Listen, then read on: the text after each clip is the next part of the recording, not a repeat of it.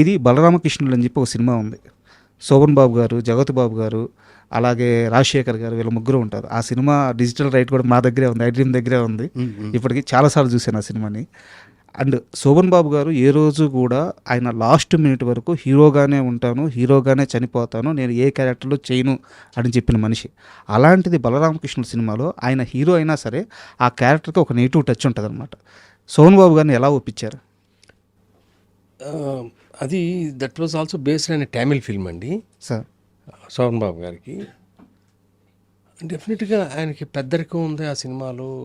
అవును, ఒక అద్భుతమైన క్యారెక్టరైజేషన్ అండి. నేను హీరోగానే ఉంటాను అనేది నాకు తెలియదు.